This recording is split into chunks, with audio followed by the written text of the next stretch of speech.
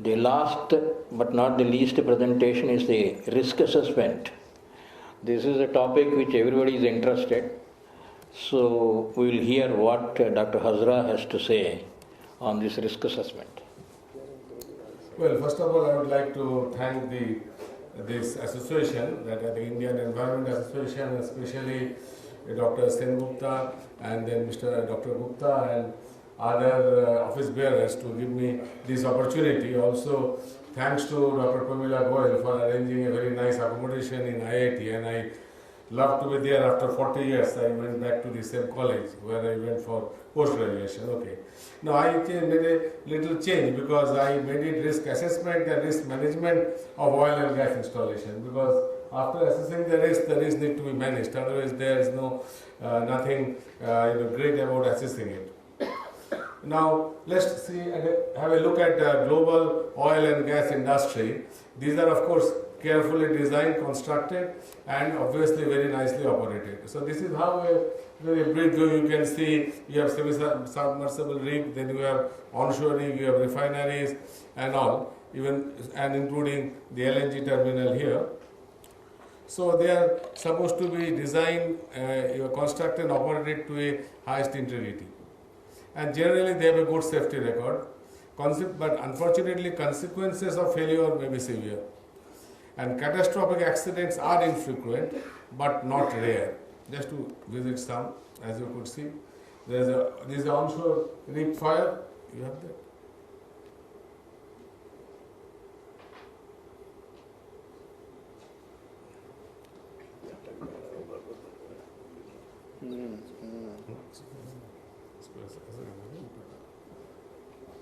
This is the immediate after the rig horizon in the Gulf of Mexico took fire, and then this is the scenario of the BP Texas. So BP Texas is 2005. It happened in the refinery.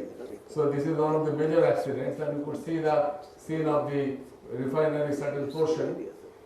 Isomerization unit, and this is of course the Jaipur. If some of you have Indian oil, you may have. So as you could see, the consequences are really not only severe but catastrophic. And obviously it is a highly hazardous industry. Now just I'll touch a bit on hazard, because many of us, they confuse between risk and hazard. Hazard is something with the potential to cause harm. I think none of us have any doubt. So like flammability, explosive nature, toxic, sterility, they all pose great hazard, especially in oil and gas installation.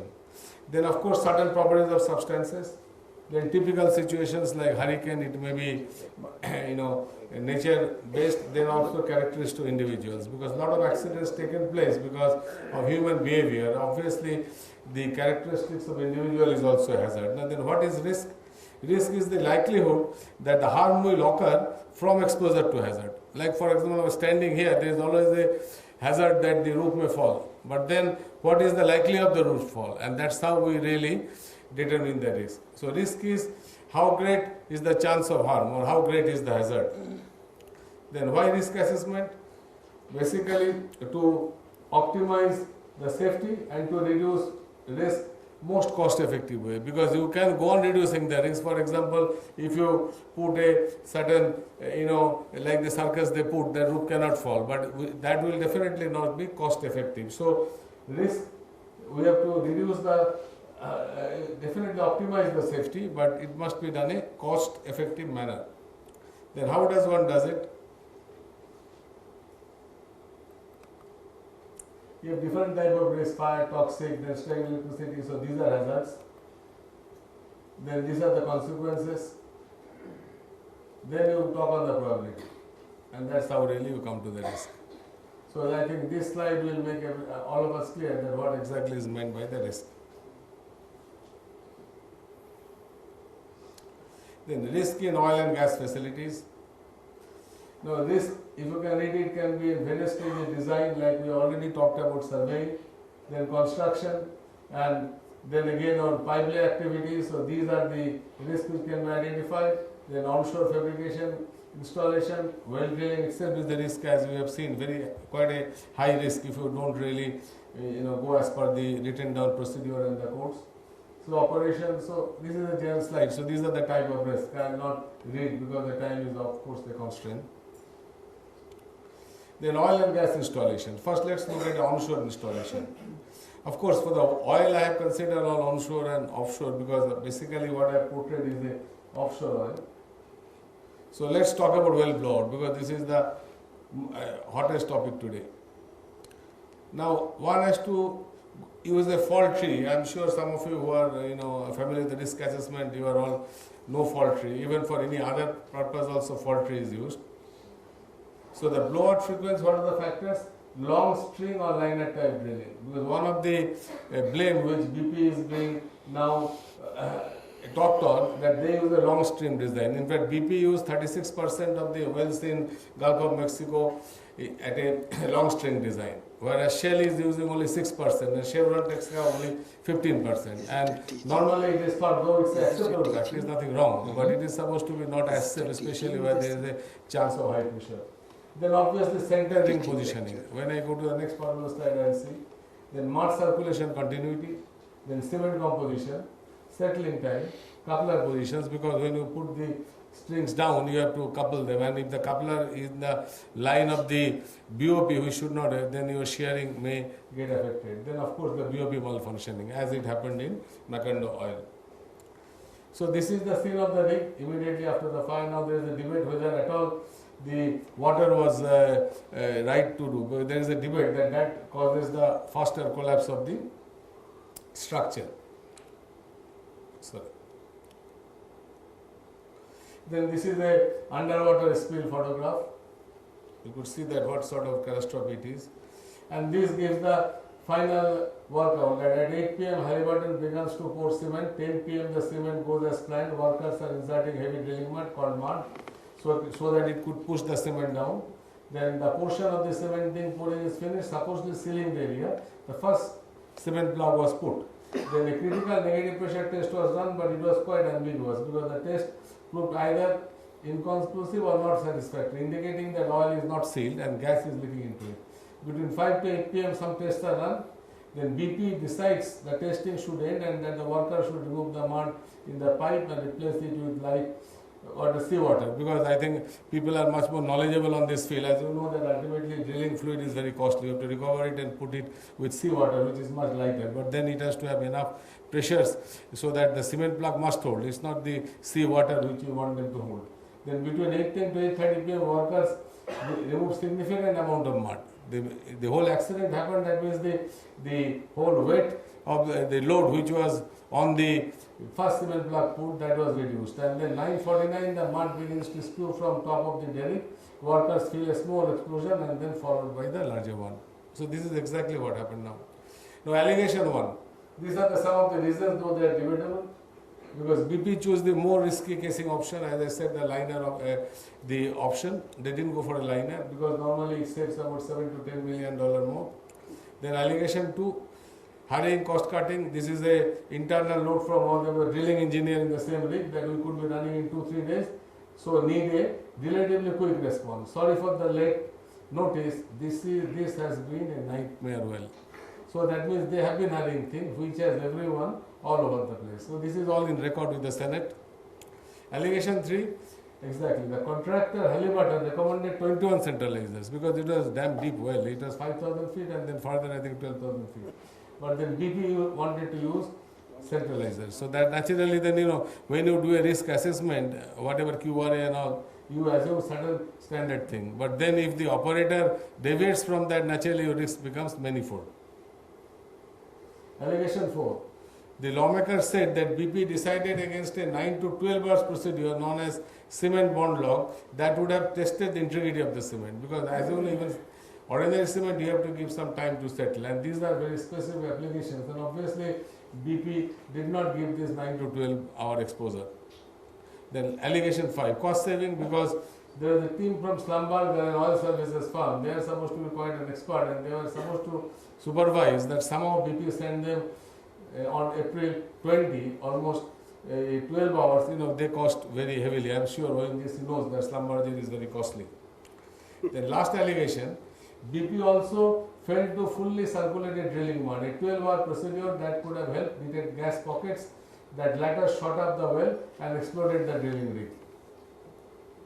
So this was the blowout preventer which really failed, and this was their first attempt to static killing, which did not work. And this is, of course, it shows that how really now there's so many, how much, I think they already spent about 4 or 5 billion and 20 billion they have already committed, and we are talking about 80 billion or more. And also wells can also have H2S issues. Especially this shows some of the wells there that your western coast of US, where the wells are known to be quite sour oil, because oils which produce gas above 100 ppm are to be assessed for risk. This is what is followed by the US Coast Guard. Information necessary, of course, platform location, maximum hydrogen sulfide concentration, the likely pressure of the well, riser size, estimated distance from shipping line, and estimated distance from shore. Now, for the quantitative risk assessment, here normally computational fluid dynamic methods are applied because wind condition keeps on varying. It's not a steady state model. To simulate the temporal and spatial evolvement of hydrogen sulfide concentration during the blowout of a typical natural gas well with hydrogen sulfide. There is a software called Fluent. Of course, there must be other one. This is what is used by US Coast Guard. The high performance cluster system of parallel computing, because there will be a number of wells nearby. In China especially, the two places, that is Sichuan and Chongqing, are because they are the influence of mountain. The modeling shows that even the lethality level of H2S can live in 1 kilometer under northerly wind direction. Then we come to pipelines. Now obviously pipelines normally fail, most of the failure occurs during external interference, somebody is digging it. In fact, we should be very careful if somebody is monitoring it. Almost every 3 months there is a major pipeline accident in US, which of course has the largest. It has about 2 million kilometer worth of pipelines. We have about 8,000. About 4 years back, now we have 10,000, so we are increasing. So one of the factors, I would like to tell MOEF to consider that even the pipelines, though my friends in GAIL, if they are here, they may not like it, they should be included in the environmental impact assessment, at least as far as the safety is concerned, because there is no regulatory authority, to the best of my knowledge. There are some recommendation, even it doesn't come under chief control of explosives, they do only petroleum product pipelines. And then of course corrosion is a problem, both internal and external. Then the fatigue, because as you know the pipeline pressures vary.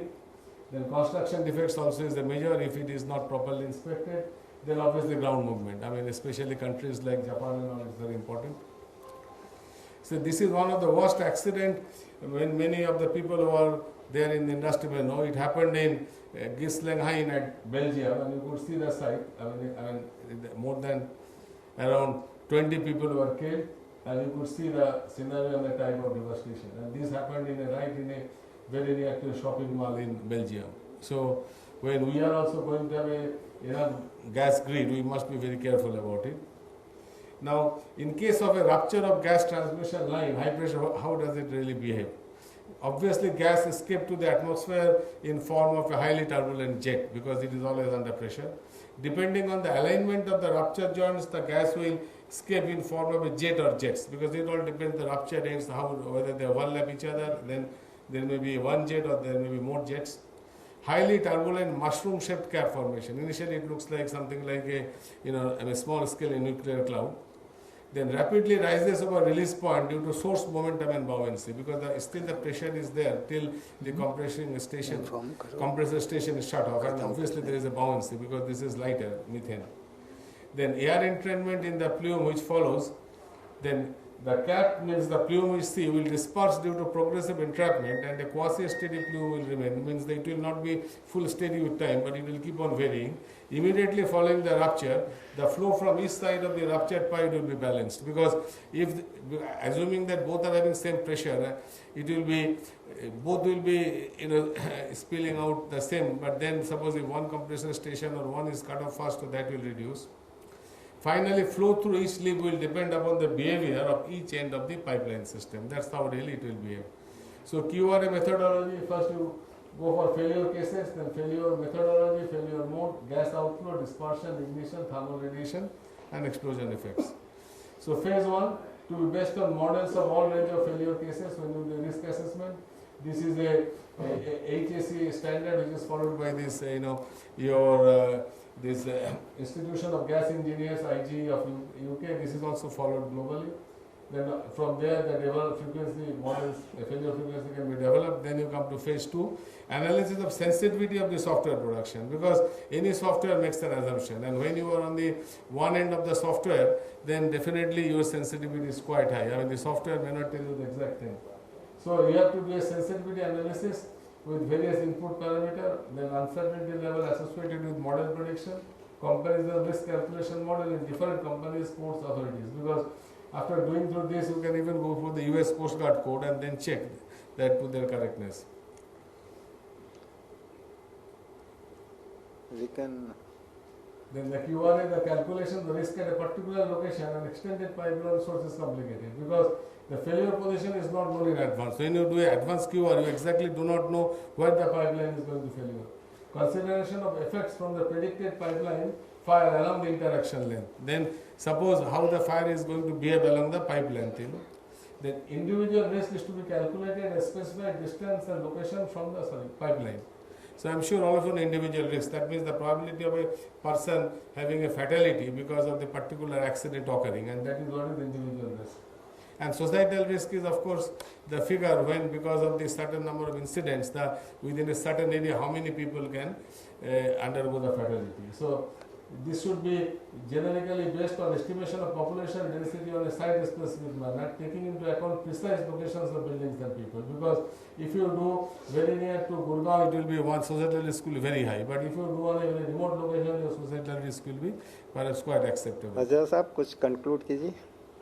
Well, it will take. So this is how they do it in UK. I mean, this shows red area is no planning is available, and here only very limited planning is available. And this shows near your compressor stations where there are much longer area, much larger area it is there. I mean, I can stop. I have no problem with that.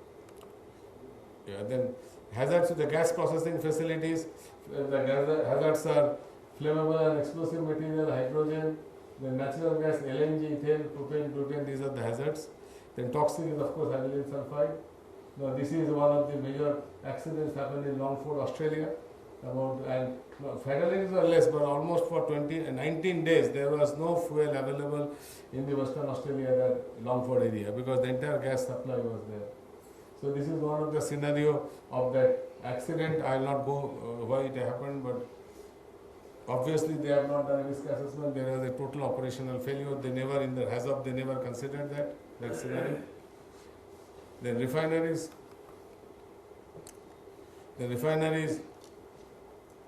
See, the refineries really have a challenge because, especially in India, the refineries are continuously undergoing debottlenecking and modernizing. So that means you have to update the risk. Then secondly, the risk assessment and risk management of aging facilities. Normally you do a risk assessment maybe 10 years back. Over a period, so many changes takes place. The equipment degrades. Then finally, you have to undergo asset integrity management, then pressure equipment integrity management, risk-based inspection, and life cycle assessment.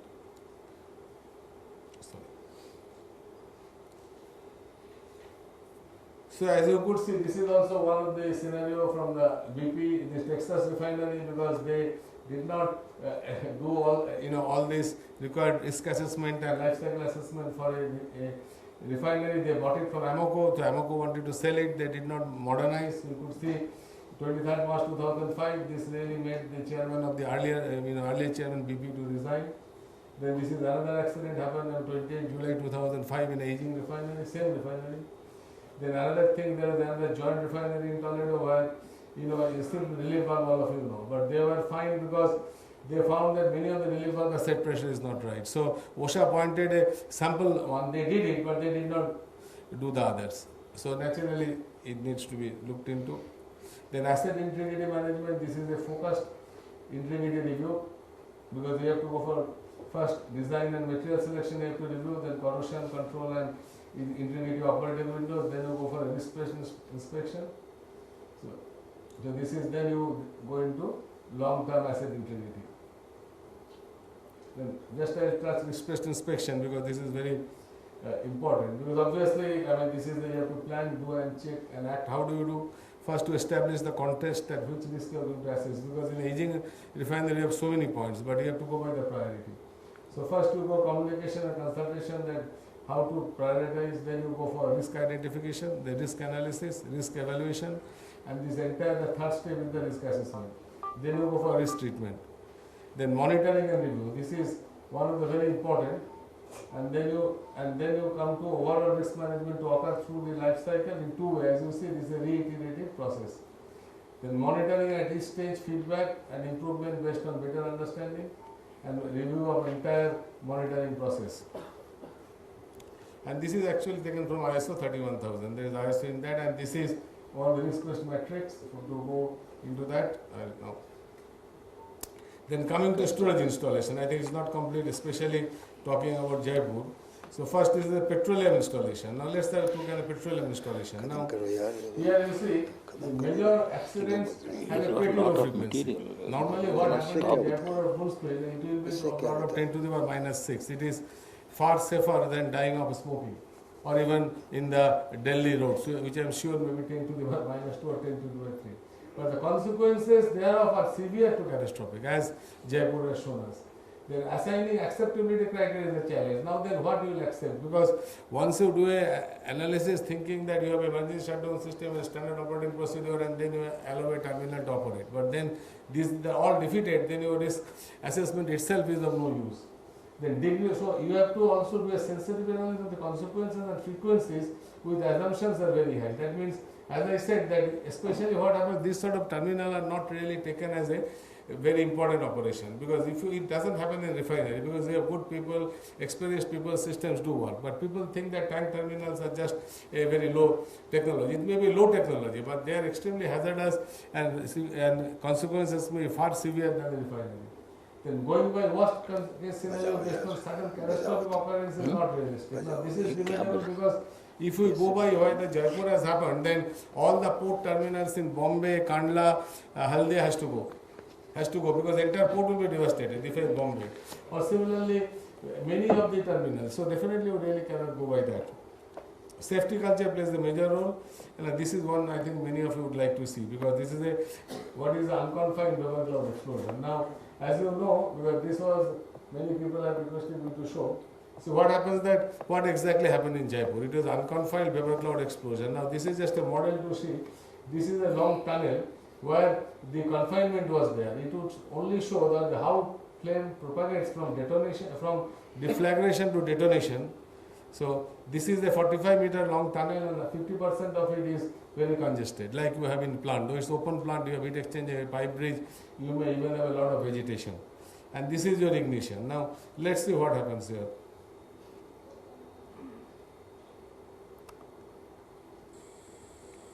I don't have the mic, but sound it.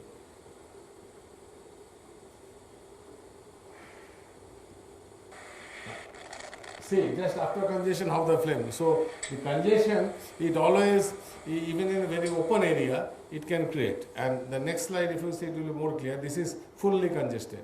And this is the next slide.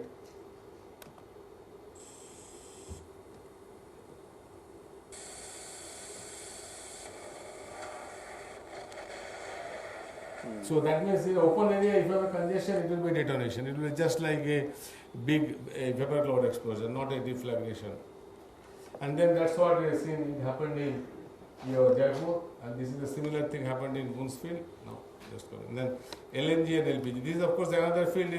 Then I'll skip it, because the LNG has its own hazard, especially rapid phase transform, rapid phase transition, or your sloshing, or even rolling.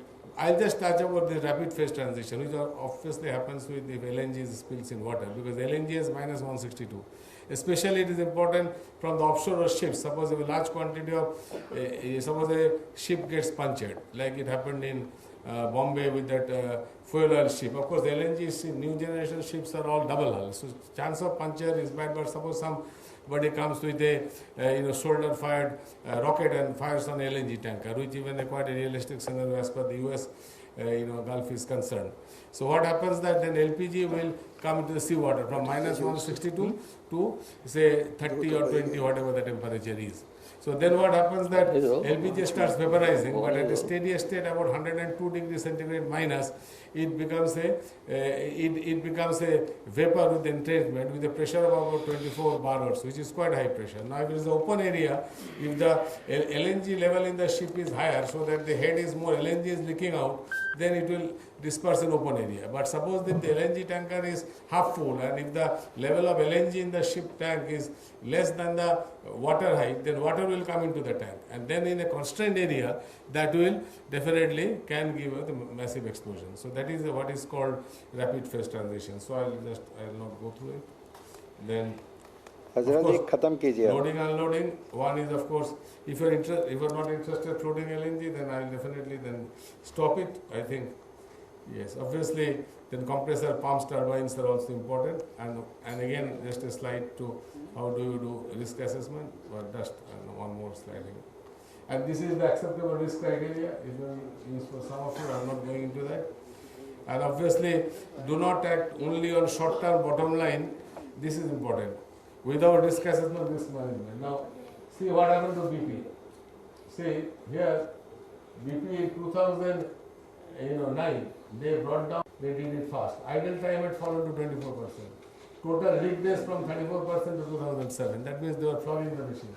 In May 2009, Shaw was the vice president in charge, said in another memo to BP's that BP's output in Gulf has reached a record of 500,000 barrels a day, a year ahead of the schedule. But very unfortunately, it did not last long.